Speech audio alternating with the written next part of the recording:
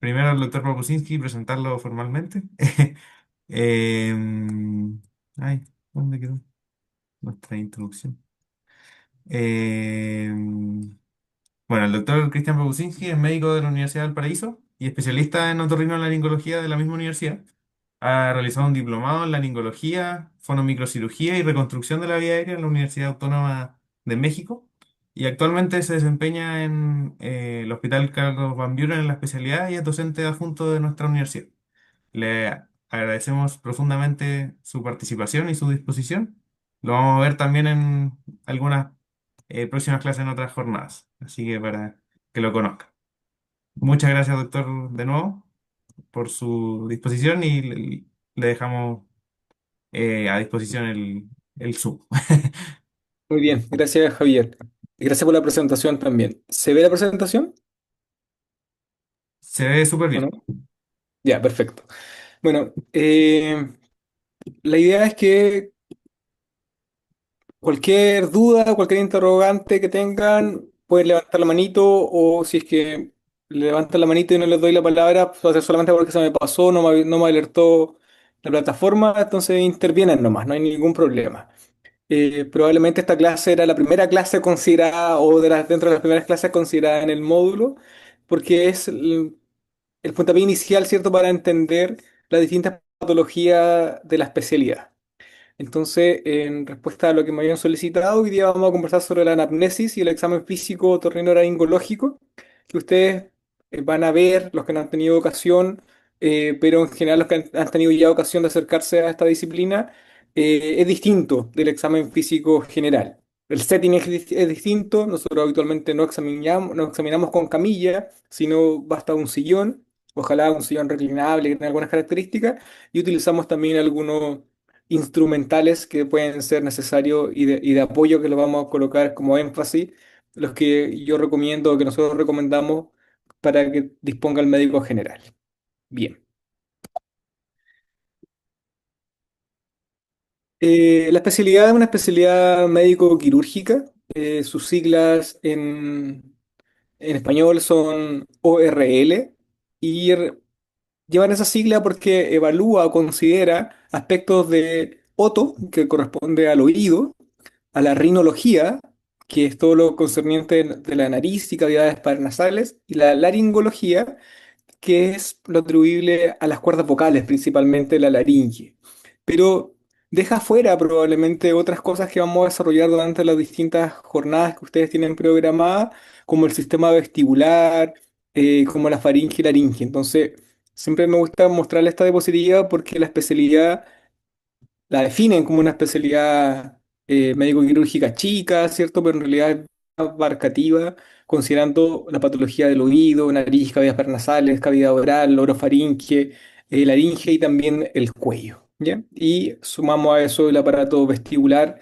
Yo sé que van a tener clases también respectivas a vértigo. El- Cuando hay una queja otorrinolaringológica, al igual que el enfrentamiento de todas las otras patologías, va a haber un motivo de consulta inicial que corresponde a nuestra anamnesis próxima y la idea es agotar el síntoma, o sea, sacarle el máximo de provecho a los aspectos anamnésticos, porque muchas veces en ese interrogatorio ustedes van a tener un gran porcentaje del diagnóstico.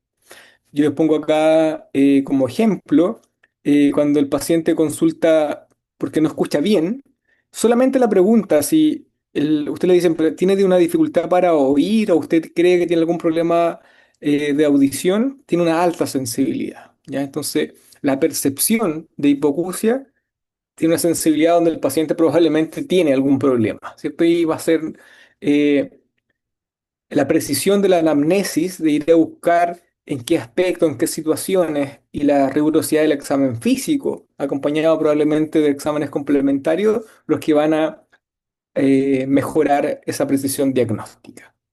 Ese es un ejemplo, pero otros síntomas, además de hipoacusia, son tan variopintos como sensación de oído tapado, tinnitus, obstrucción nasal, sangrado nasal, dolor facial, alguna masa, ¿cierto? Dolor al tragar, disfonía, vértigo, entre otras. En general, La anamnesis remota debiera ser exhaustiva frente a cualquier queja otorrinolaringológica.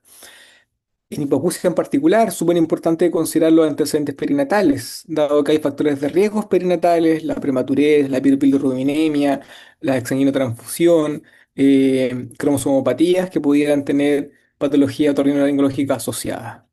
Antecedentes mórbidos, antecedentes quirúrgicos, obviamente van a influir y van a orientar y van a dar un contexto diagnóstico mucho más sugerente de certeza frente a un cuadro en particular. El uso de fármacos, por ejemplo, en hipoacusia hay fármacos que pueden ser ototóxicos o vestíbulo tóxicos y que la patología está asociada al uso de esa medicina, el consumo de sustancias tóxicas, nocivas, drogas, ¿cierto? La alergia medicamentosa, entre otras. En realidad, exhaustivamente, la anamnesis es muy importante en la especialidad, cosa que es compartida por todas las disciplinas. Entonces, vamos a dividir este examen físico para esta ocasión en patología del oído, en el enfrentamiento de las patologías de nariz y cavidades paranasales y la garganta considerando laringe y cuello. Entonces, Eh, esto pareciera siempre como algo obvio, pero es importante relevarlo. El paciente necesita saber quién lo va a atender, entonces el saludo y presentación es sumamente necesaria. En la especialidad a veces eh, con el simple hecho de salir a llamar a un paciente y que ese paciente no llegue, y hay mucha gente en la sala de espera y uno llama, señor tanto, señora tanto, y el paciente no aparece, uno dice probablemente este paciente que estoy llamando consulta por hipoacusia, ¿cierto? O cuando el paciente llega y te dice, buenos días, doctor, uno ya puede orientarse a por qué está hoy día yendo a consultar. Entonces, la riqueza del examen físico comienza muchas veces antes de poder incluso atender al paciente, que el paciente se siente en el sillón de examen. Como el examen otorrinolaringológico es muy cercano, vamos a examinar el oído, la nariz, la cavidad oral, vamos a palpar el cuello, debemos informar que vamos a realizar eso. El hecho de informar y pedir el consentimiento, aunque no se deje por escrito, ¿cierto? No es necesario un consentimiento informado para este contexto, pero informar, le voy a examinar los oídos, me voy a acercar para poder mirar exhaustivamente su nariz y la cavidad oral. Sumamente importante porque suele ser o podría ser un poco invasivo. ¿Ya? Incluir siempre en el examen a los niños, porque ocupamos instrumental que está frío, muchas veces es metálico, el niño se asusta, algunas pinzas que parecen alicates, entonces incluir a los niños, mostrar el instrumental, eh, muchas veces vienen con algún juguete, con algún peluche, uno puede examinar al peluche para que los niños vayan perdiendo el temor. Es muy importante en la disciplina ser empático con los niños. A los niños no les gusta que le examinen la cavidad oral. En general, no tienen buena experiencia cuando lo examinan con un baja lengua, han tenido reflejo de arcada, lo han examinado de forma brusca, y hay estrategias que uno puede utilizar para que el niño se sienta mucho más a gusto que el niño abra la boca, uno puede examinarlo sin palito, dice el niño, eh, que esté relajada, que no salga la lengua, la cavidad oral y la orofaringe se debe examinar con la lengua adentro, eso relaja la musculatura y permite ver completamente la orofaringe que es lo que queremos ver.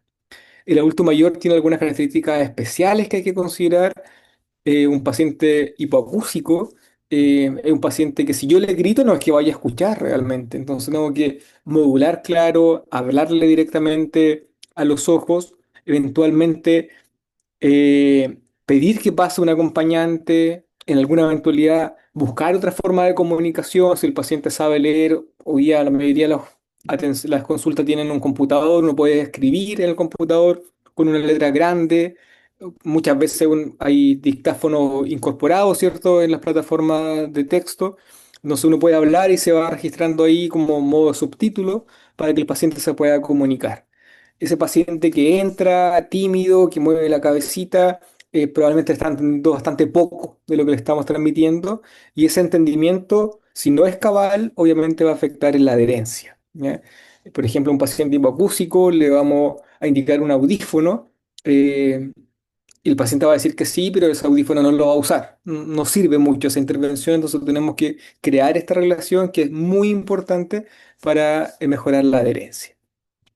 En la especialidad es muy importante disponer del instrumental necesario.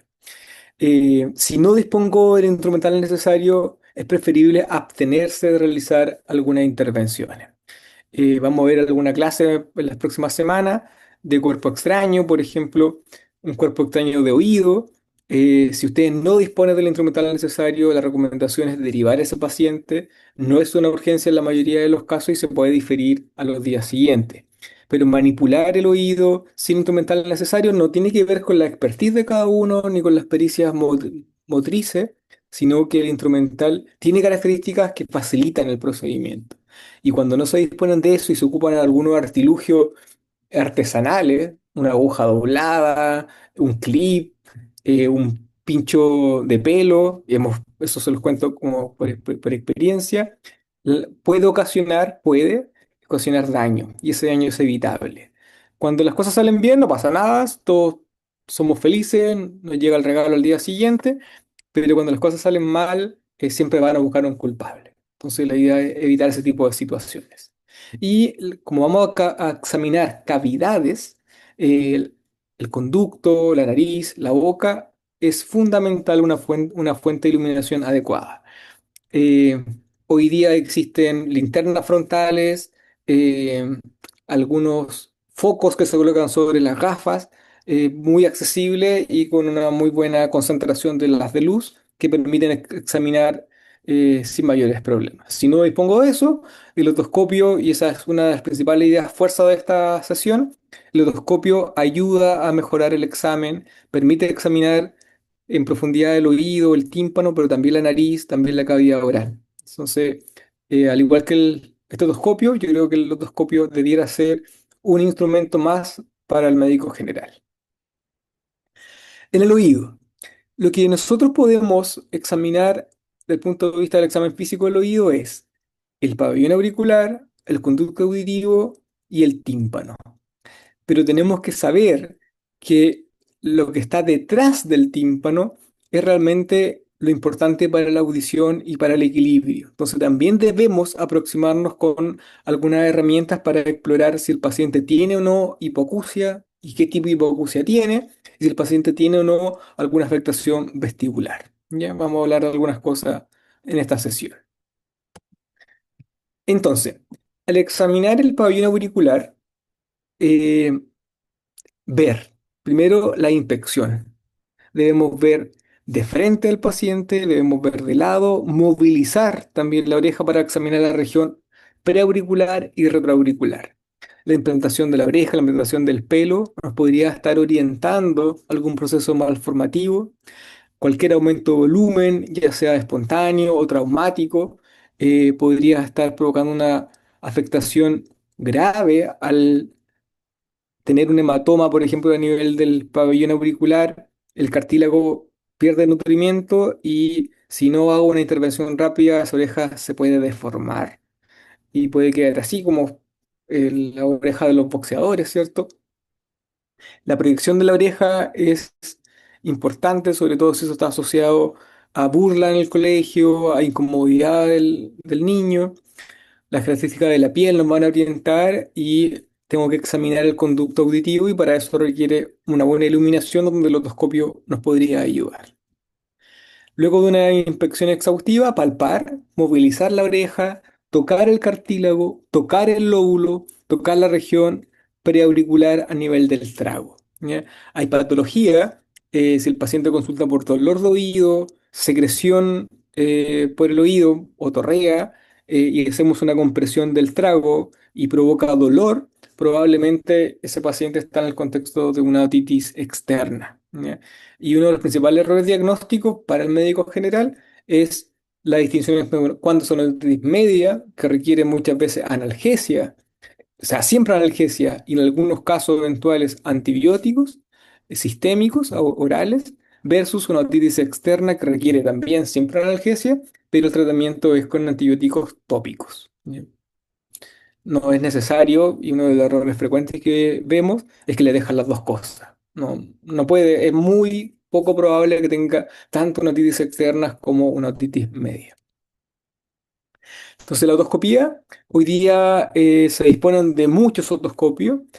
El otoscopio con batería son bastante accesibles hoy día por las distintas plataformas comerciales, sin hacer ninguna publicidad, Chain, Temu, Mercado Libre, etcétera.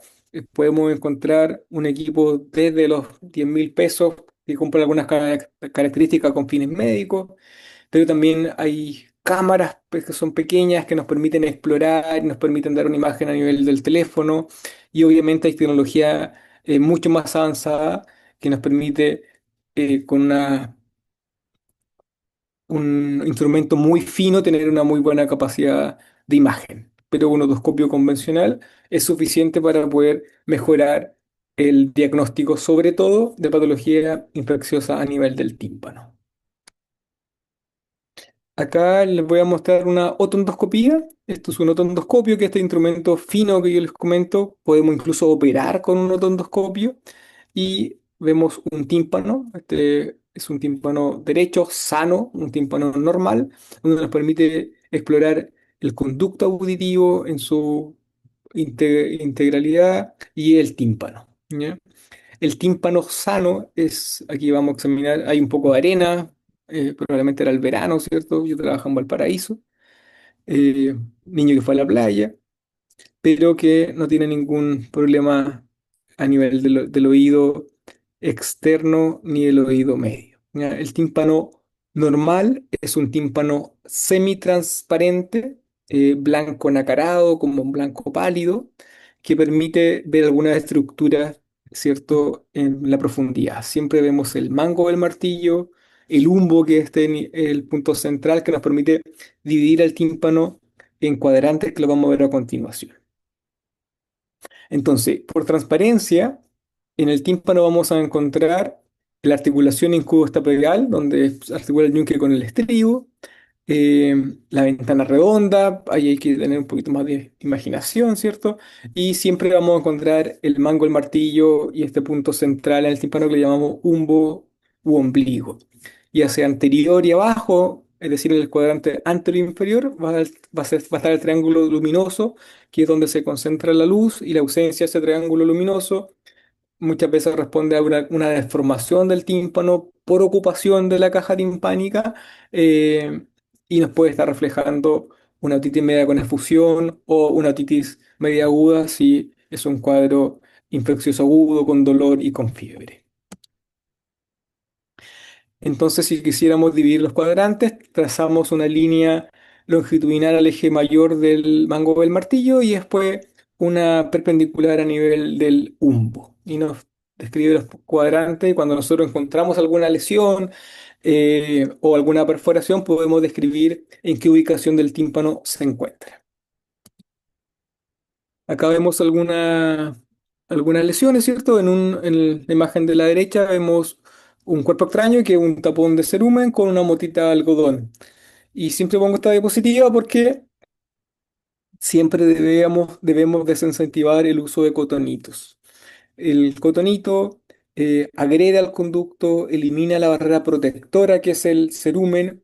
El cerumen lubrica el conducto, lo impermeabiliza para la entrada de agua. Además tiene acción antibacteriana y sustancias odoríferas que permiten que no lleguen insectos y que mantener el oído sano. ¿Ya? Si uno se saca el cerumen, aumenta el riesgo de infección y también de tapón de cerumen porque el cerumen se produce en el extremo distal del conducto, no hacia el tímpano. Entonces yo lo empujo en una zona donde no hay una producción, por lo tanto tampoco hay mecanismos de autolimpieza propios del conducto, se acumula y se forma un tapón. Y en la imagen de la izquierda vemos una perforación timpánica, probablemente en un contexto infeccioso, porque vemos estas placas blanquecinas de meningoclerosis, que son cicatrices en ese tímpano, probablemente en un paciente que tuvo procesos infecciosos recurrentes. Como exámenes complementarios, son muchos, ¿cierto? Algunos que no podemos hacer en el box, pero hay otros que sí podemos hacer en el box. Por ejemplo, el test de voz susurrada, el roce de los dedos y que nos van orientando si el paciente tiene efectivamente o no una pérdida auditiva. El uso de diapasones y médicamente tenemos a disposición diapasones en distintas frecuencias. Frecuencias muy graves que pueden partir en 128 Hz hasta diapasones que tienen varios miles de Hz, muy agudos. Sin embargo, basta que yo tenga uno, habitualmente ocupamos uno de 512, que está en el rango medio de la audición, como acercamiento y para poder explorar con distintos tests, que se los voy a mencionar a continuación, pero que nos permiten aproximarnos a que si esa pérdida auditiva responde más bien a una hipoacusia conductiva o neurosensorial. Y pruebas de función vestibular eh, excede el alcance de esta sesión, pero que nos permiten ver si es que efectivamente ese vértigo, esa sensación de desequilibrio o ese mareo corresponde a un proceso periférico o central. ¿Bien? Y todos los otros exámenes son complementarios como la audiometría, impedanciometría, potencial evocado y algunas pruebas de función vestibular que la van a ver en las próximas sesiones. Me quería detener acá en el test de voz susurrada porque es una buena herramienta de tamizaje. ¿Ya? Es una prueba útil, sencilla, no requiere instrumentos adicionales, pero sí requiere conocer cómo se realiza. Para eso no tengo que estar frente al paciente, me tengo que posicionar detrás del paciente para que no pueda leer los labios, alejado 1 metro y hablarle a un volumen conversacional. ¿Ya? Eso permite con bastante probabilidad, si el paciente no escucha, está en el contexto de una hipoacusia y que requiere probablemente mayor estudio para poder precisar la severidad y eventualmente si requiere o no alguna adaptación auditiva. Los diapasones incluso sirve si uno está en un lugar alejado, no tenía un diapasón, pero afina la guitarra con el diapasón de la de 440, ¿cierto? También es útil. No es otra tecnología, es el diapasón afinado a una frecuencia y también ese sirve. Eh, el test de Rini y Bevers son de los más conocidos. En una audición normal vamos a encontrar un test de Rine positivo. En este caso, positivo significa normal. ¿Y qué quiere decir? Que el paciente escucha mejor por vía aérea. Quiere decir que si yo hago vibrar el diapasón y lo estimulo por vía aérea y digo si el paciente escucha mejor que si yo lo posiciono en una prominencia ósea, que es la vía ósea. Eso es lo normal.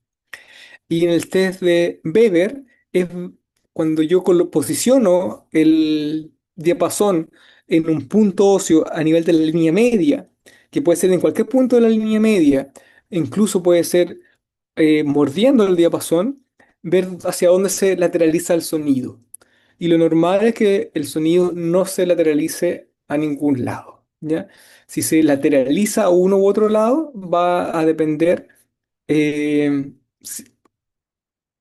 cuál oído el paciente considera que está afectado. Entonces, si consulta porque no escucha bien del oído derecho, le hago una otoscopía, no hay tapón de cerumen, no hay cuerpo extraño, el tímpano se ve sano. Y le hago un test de Weber y veo que ese oído que aparentemente podría estar afectado, el paciente lateraliza hacia ese lado, o sea, que escucha mejor ahora por el oído enfermo, probablemente va a estar en el contexto de una hipoacusia conductiva. Porque yo al saltarme la vía aérea, el paciente escucha mejor. ¿Ya? Muchas veces uno se aprende esto como con una simbología, pero cuando uno lo entiende, nunca más se va a equivocar. Alertas en el contexto del examen físico de oídos. ¿Ya? Si el paciente consulta por una hipoacusia unilateral y la aproximación es que tenga una hipoacusia de tipo neurosensorial, si esa hipoacusia es reciente reciente me refiero ayer, hace 2 días, hace una semana, lo más probable es que estemos en el contexto de una hipoacusia súbita. Una hipoacusia súbita es una urgencia otorrinolaringológica. La vamos a ver en la sesión del día viernes, pero requiere una medida inmediata. ¿Ya? ¿Para qué? Para tratar de rescatar esa audición. Si la hipoacusia que consulta al paciente es unilateral, también el tipo neurosensorial, pero la evolución es más bien larvada, lleva años, si se acompaña de acúfenos, yo tendría que sospechar que, sobre todo si es un paciente joven o de edad media, sospechar que puede haber un tumor. Y ese paciente debe ser derivado porque requiere una imagen para poder ir a buscar en la vía auditiva esa eventual complicación. Si la hipoacusia unilateral es de tipo conductiva, eh, pero ha tenido una aparición abrupta y se acompaña además de rinorrea, ¿cierto? De moco, del mismo lado que está afectado, uno siempre debiera pensar en algo que esté obstruyendo el drenaje normal de la trompa de Eustaquio, entonces debe aparecer la alerta de ir a buscar un tumor en la rinofaringe. ¿Bien? Son alerta a considerar dentro de la anamnesis de una queja auditiva.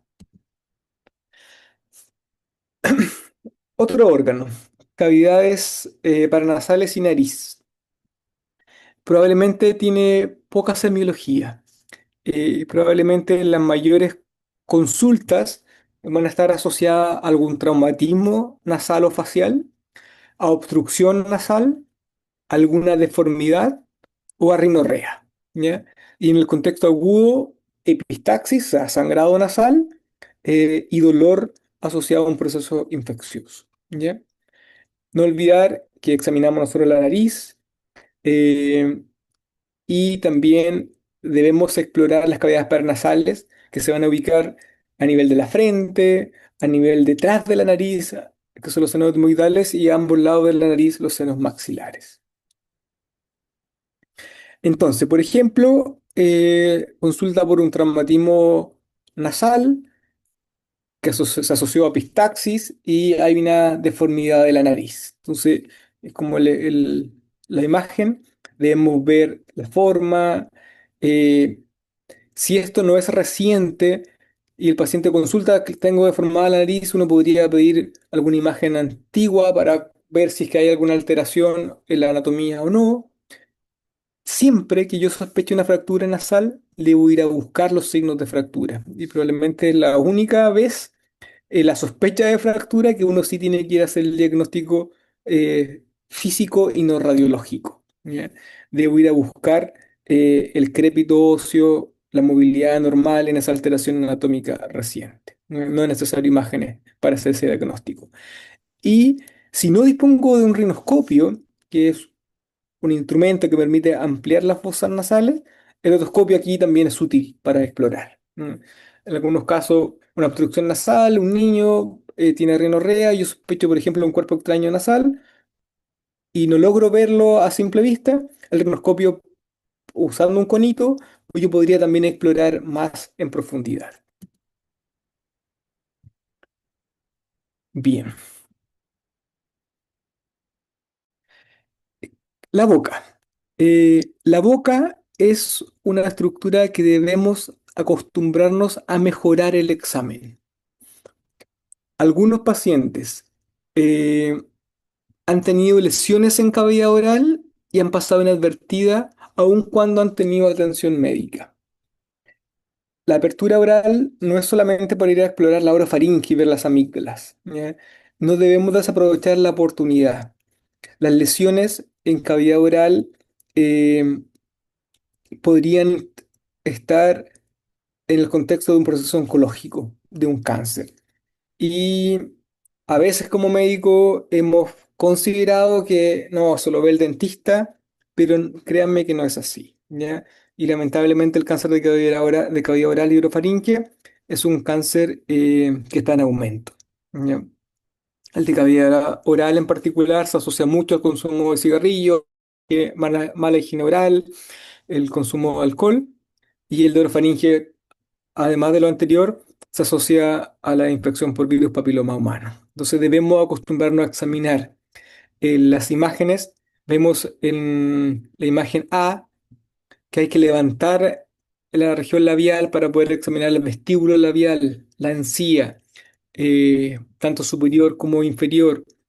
Debemos examinar la mucosa yugal, como la cara de la mejilla interna, el paladar blando, el paladar duro, la lengua en su región dorsal y en su región ventral. Y también, obviamente, la orofaringe, ¿ya? Si tenemos dudas, si vemos alguna lesión, debemos ir a palpar la lesión. Es muy importante una lesión pigmentada, que está dura, si eso se asocia además a un contexto del paciente fumador, un consumo de alcohol, con o sin adenopatía, debemos alertar la sospecha que eso puede ser un proceso neoplásico, ¿ya? A nivel de la inspección de cavidad y orofaringe, también tenemos que ver la movilidad de la lengua. Por ejemplo, en el examen vestibular, esto va a ser parte del examen también neurológico.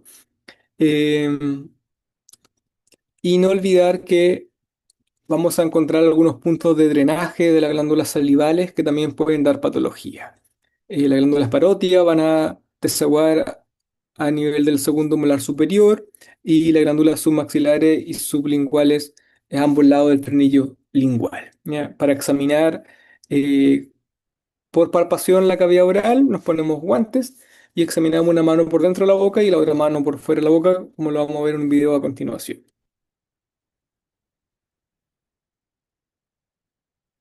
Entonces el médico, este es un otorrino clásico, que está usando un espejo frontal donde hay una lámpara detrás del paciente que recibe la luz y rebota en el espejo. Hoy día es más bien algo anecdótico porque usamos luces frontales que nos permiten dar una mejor iluminación.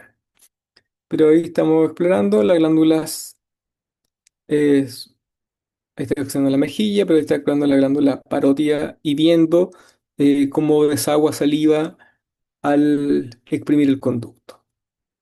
Bien, aquí está haciendo del otro lado. Entonces, con una mano visualizamos y ahí estamos viendo la visión interna y exprimimos o estrujamos, ¿cierto?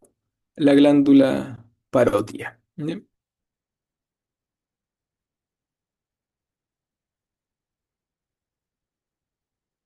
Bien.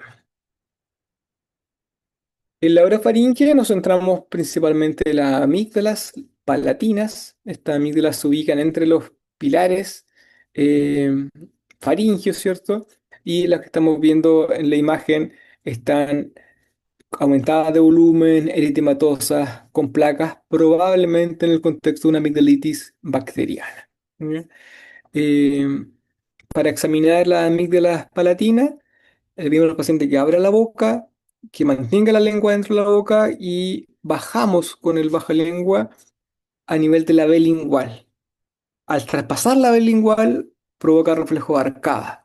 Entonces la idea es que el paciente esté tranquilo, relajado, respirando suave y logramos tener una exposición como la que se describe ahí. Para eso, el paciente debe estar sentado y relajado. En los niños muchas veces uno comete el error de examinar con el paciente acostado y pelea con el niño para poder ver la orofaringe. Eso da un error diagnóstico. Si el paciente hace una arcada, esas amígdalas se aproximan, el espacio se cierra y nos puede orientar de mala forma a cuantificar el tamaño de esas amígdalas.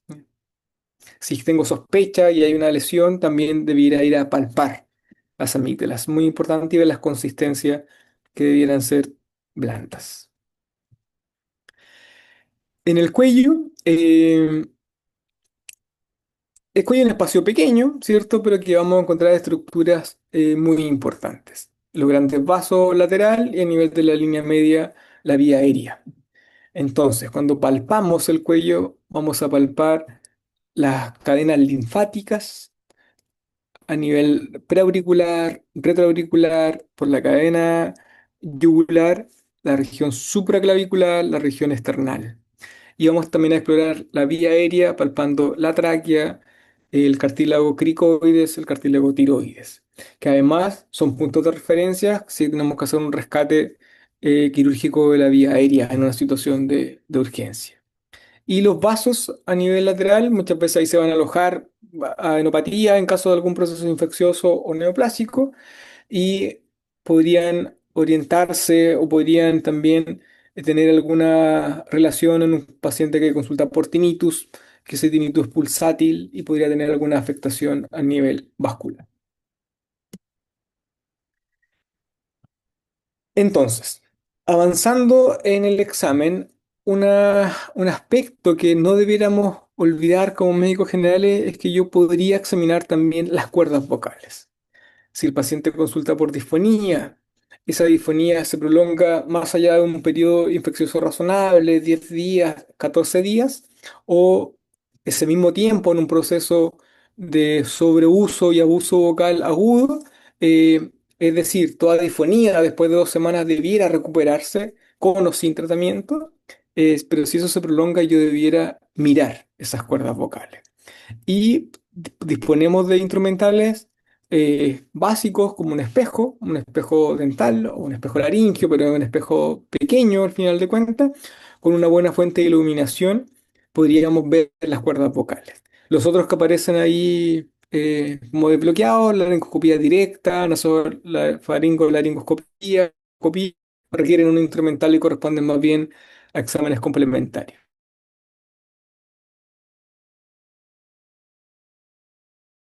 De la boca, con un espejo de examen, esa estructura que ahí está esquematizada, ¿cierto? Donde lo que está en blanco corresponde a las cuerdas vocales. Es la imagen real del esquema anterior. ¿Cómo se realiza? Vamos a tomar el mismo otorrino clásico, ¿cierto? Una buena fuente de iluminación. Hay pacientes que podría colocarle alguna anestesia inhalada, una gárgara de lidocaína o nada. Hay un 20% más o menos de la población que no tiene reflejo de arcada.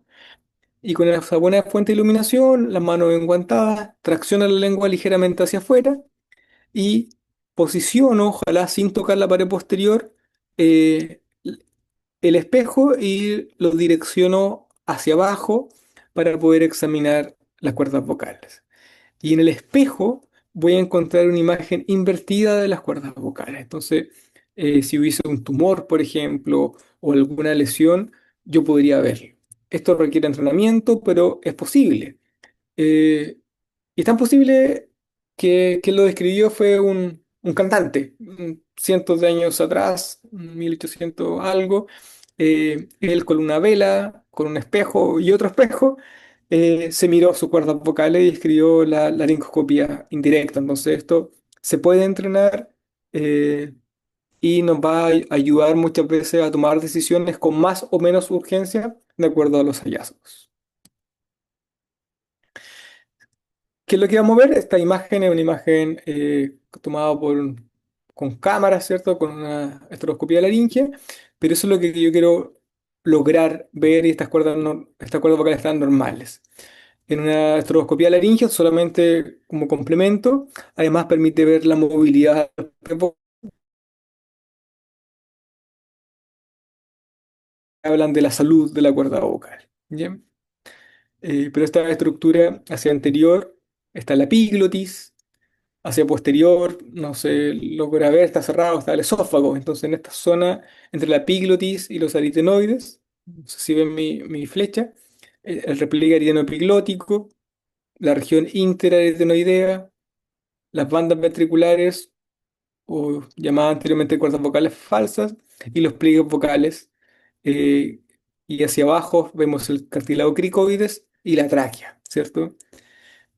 Eso nos permite ver eh, completamente las estructuras laringes.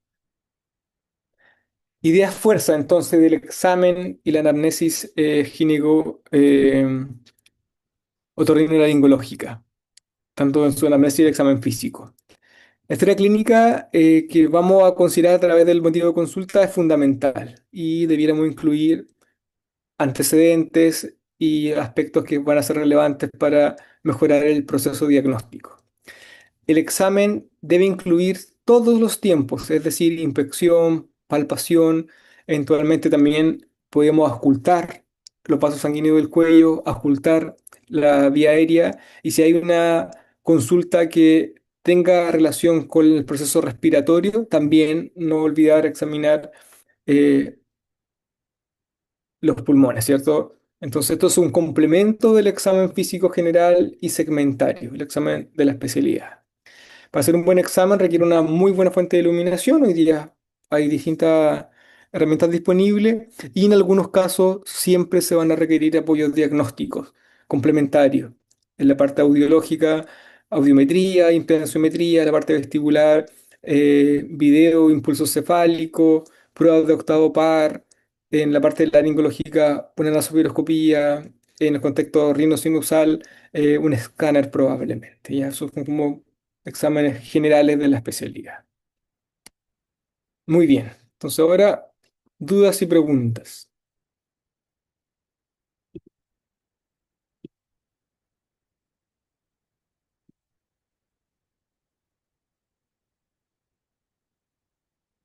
Perdí como tres participantes, así que bueno, no estaba tan mal por la hora de la noche.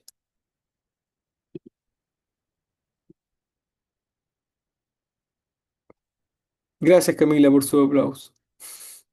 Vicente.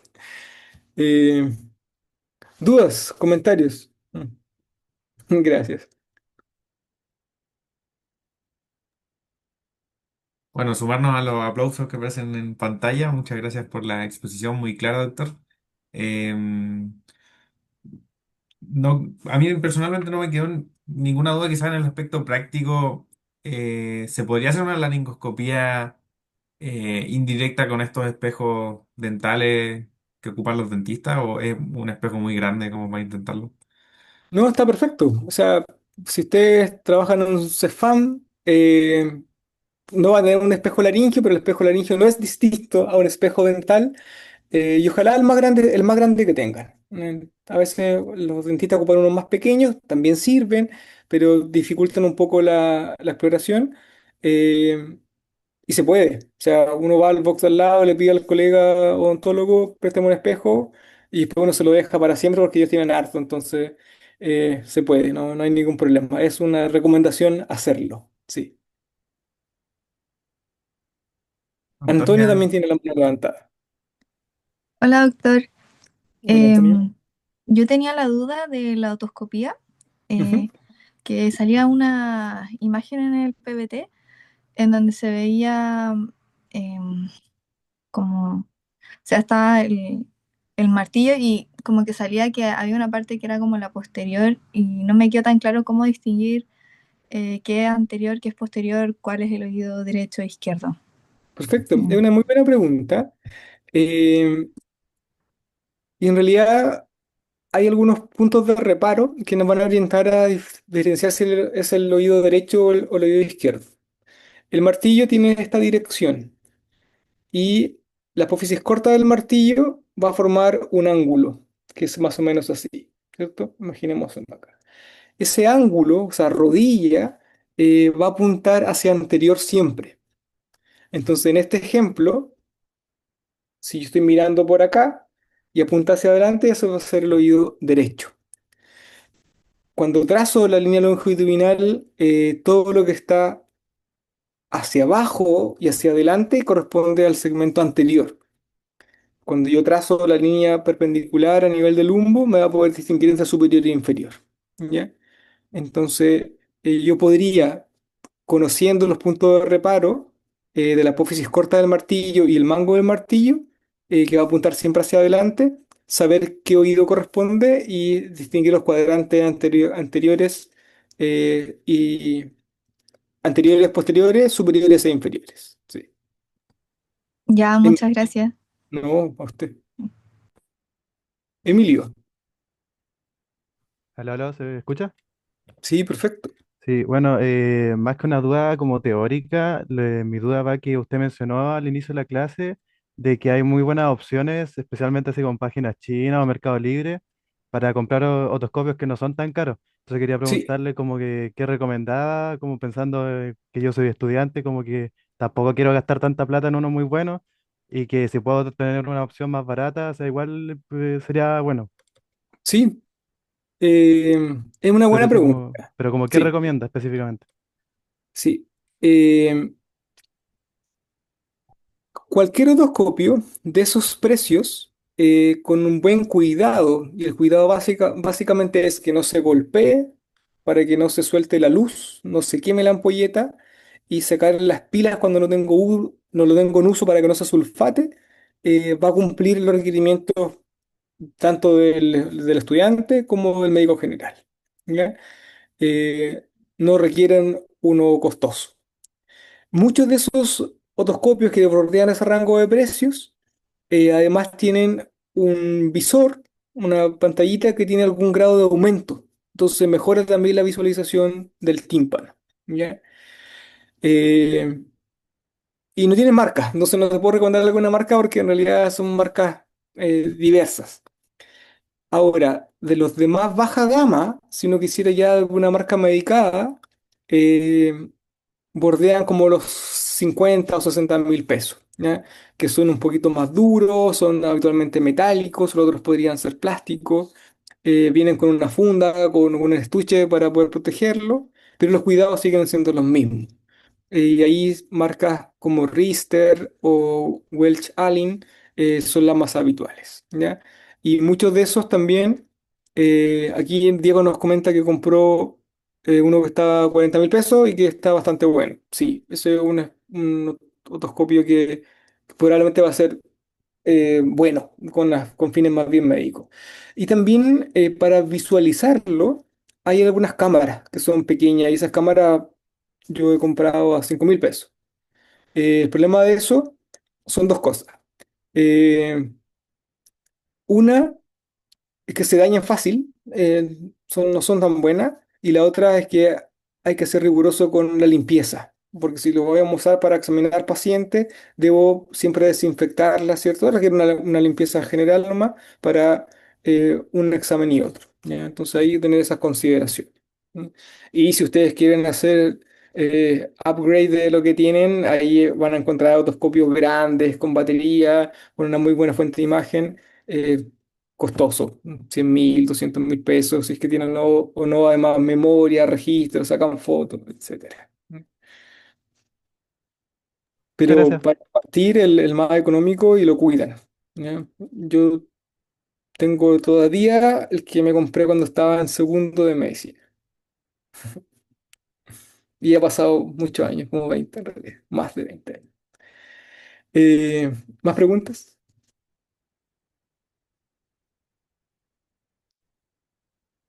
No, creo que no, Javier. Ya. Muy tarde. Sí, ya.